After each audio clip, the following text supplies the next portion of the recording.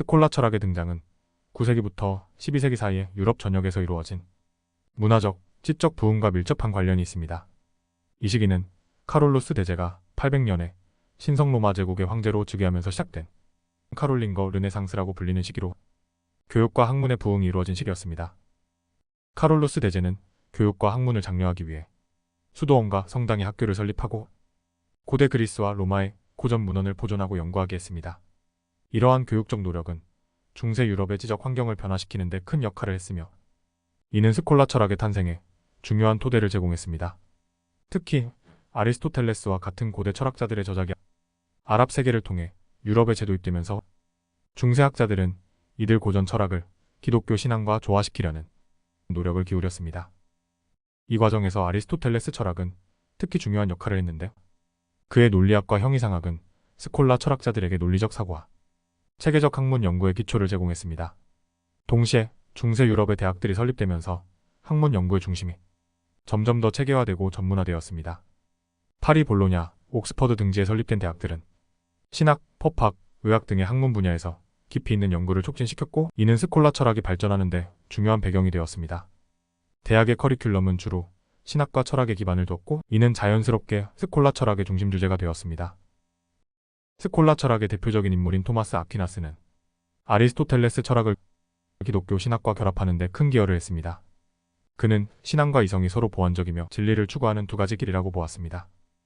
아퀴나스는 그의 주요 저서인 신학대전에서 아리스토텔레스의 철학적 원리들을 사용하여 신학적 문제들을 체계적으로 다루었습니다. 특히 본질론과 유비론은 아퀴나스의 철학 체계에서 중요한 부분을 차지합니다. 아퀴나스의 본질론은 아리스토텔레스의 철학을 바탕으로 존재와 본질의 관계를 깊이 탐구한 이론입니다.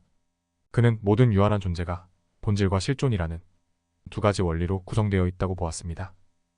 본질은 그 존재의 근본적 특성이며 실존은 그 존재가 실제로 존재하는 것을 의미합니다. 그는 모든 유한한 존재는 본질과 실존이 구분되어 있지만 신의 경우에는 본질과 실존이 동일하다고 보았습니다. 이는 신이 자신의 본질에 의해 존재하며 따라서 신의 존재는 본질적으로 필연적이라는 뜻입니다. 반면에 피조물의 경우 본질과 실존은 구별되며 이들은 자신의 본질에 의해 존재하지 않고 신의 창조에 의해 존재한다고 설명했습니다. 그는 또한 아리스토텔레스의 형상과 진료의 개념을 차용하여 모든 존재는 형상과 진료로 이루어져 있다고 주장했습니다. 형상은 사물의 본질을 결정하는 요소이며 진료는 형상이 구현되는 물질적 기반입니다. 예를 들어 인간의 형상은 이성적 영혼이고 진료는 신체입니다. 이러한 구조는 모든 물질적 존재에 적용되며 각각의 존재는 형상과 진료의 결합으로 이해될 수 있다고 보았습니다. 또한 아퀴나스는 실체와 사고의 개념을 통해 존재의 구조를 더욱 정교하게 설명했습니다. 실체는 독립적으로 존재할 수 있는 것으로 어떤 존재의 본질을 구성합니다. 예를 들어 인간이라는 존재의 경우 인간 그 자체가 실체입니다. 반면 사고는 실체에 부수적으로 존재하는 특성으로 독립적으로 존재할 수 없고 실체에 의존하여 존재합니다. 예를 들어 사람의 키나 색깔 같은 특성들이 사고에 해당합니다. 신의 경우 실체와 사고의 구분이 적용되지 않습니다. 이는 신이 완전하고 단일한 존재이기 때문입니다. 아퀴나스는 신의 본질과 실존이 동일한 존재로 신의 본질 자체가 존재를 의미한다고 보았습니다. 따라서 신은 외부의 어떤 것에도 의존하지 않고 독립적으로 존재하며 본질적으로 필연적인 존재입니다. 신에게는 사고가 존재하지 않으며 신의 모든 속성은 그 본질 자체와 동일합니다. 예를 들어 신의 전능성, 전지성, 선함 등은 모두 신의 본질에 내재된 특성들로 신의 본질을 구성하는 요소입니다. 토마스 아퀴나스의 유비론은 존재와 본질을 설명하는 중요한 철학적 개념으로 존재의 다양한 방식을 신에게 기인한다고 설명합니다.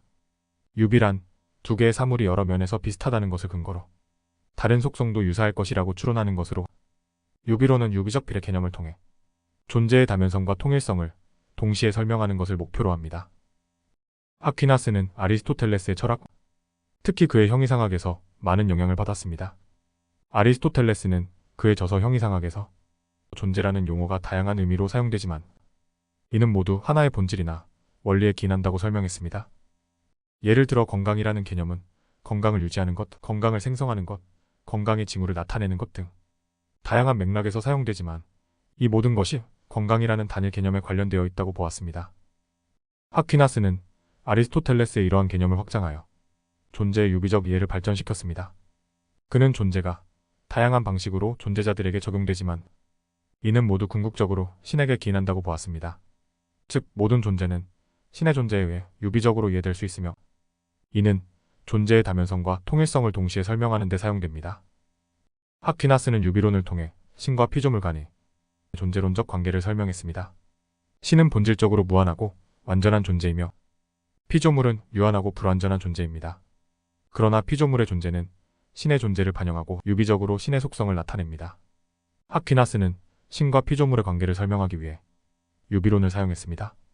그는 신과 피조물이 본질적으로 동일한 존재의 방식을 공유하지 않지만 피조물의 존재 방식이 신의 존재 방식을 반영한다고 보았습니다.